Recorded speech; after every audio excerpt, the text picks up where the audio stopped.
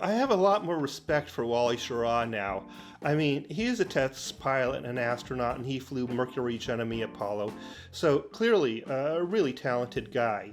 But anyone who's able to play any tune at all on a harmonica this size, well, he really deserves my admiration.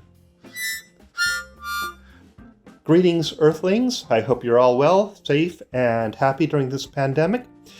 What I have right in front of me is a Honor Little Lady harmonica that I bought on Amazon.com.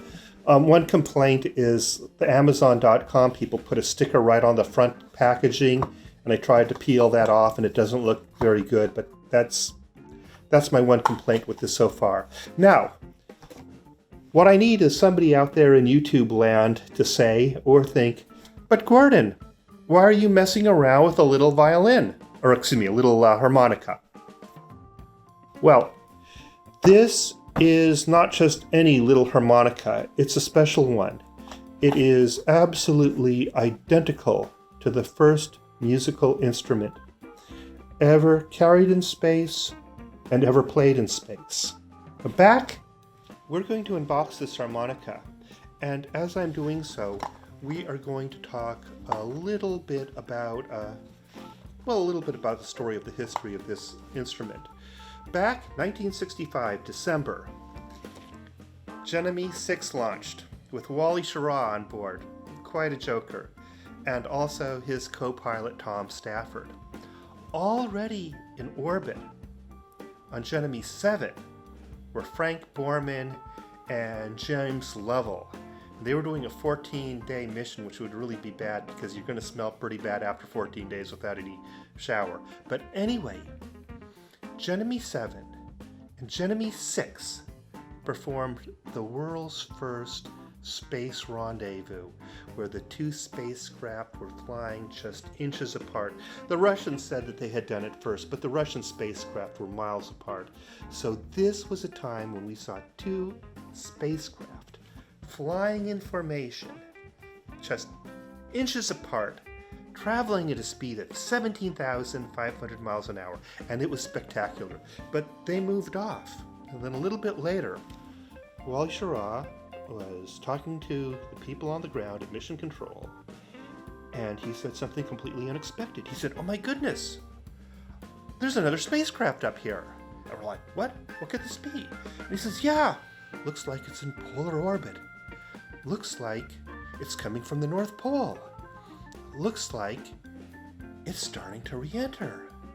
And no one had known that he had smuggled a harmonica on board, he played the song Jingle Bells on his Honecker Little Lady harmonica, identical to this item. So let's have a look at this and see how it opens up. At knife here. This should do the job. This should do the job of opening this package up.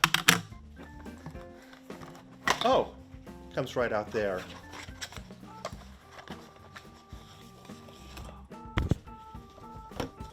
My goodness, this isn't very large, is it? Let me pull this off right here. And we'll start to... Oh, that is tiny.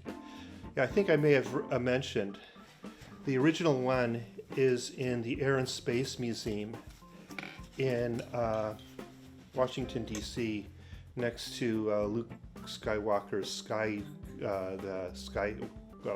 lightsaber and Mr. Spock's tricorder, I think. But it looks like you have a little box here and then this teeny tiny little instrument. And it's, from musicians I've talked to, they've told me it's all very high quality, and it has 4 holes, but it will have 8 notes because you can play it by either sucking in or blowing out. And Wally Schrra, of course, on his version of this same harmonica, played Jingle Bells. Now, Jingle Bells actually is not a Christmas song. It's simply a song about riding around in a one-horse open sleigh. And the Jingle Bells, the bells were not actually for a holiday festive thing. They were a safety feature because a one-horse open sleigh in the snow is very, very nearly silent.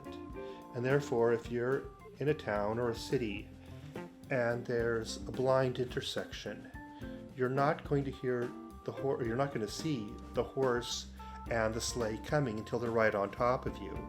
But with the Jingle Bells, you hear it coming before you actually see it, kind of like when a truck backs up and it makes a beep, beep, beep noise, so you know that there's a backing up truck near you. Anyway,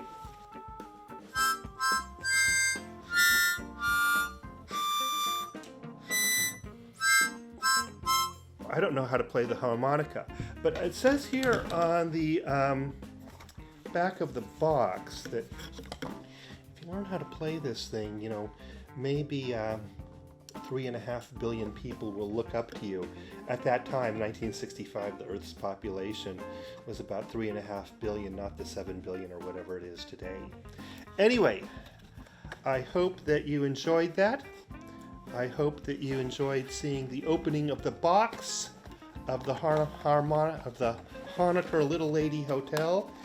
I'm just sorry about them kind of messing up the front of the box, but I think it's a very neat little thing to be able to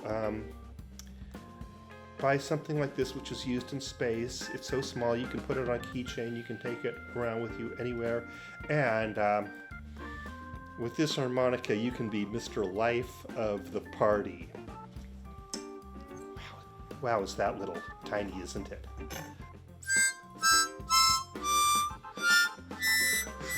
You know, perhaps I should try and teach myself Jingle Bells on it, and then on a later video I could show you what sort of progress I'm making. Or perhaps Mary Had a Little Lamb. Don't think I'll be able to use this for the theme music of 2001: A Space Odyssey or Star Wars.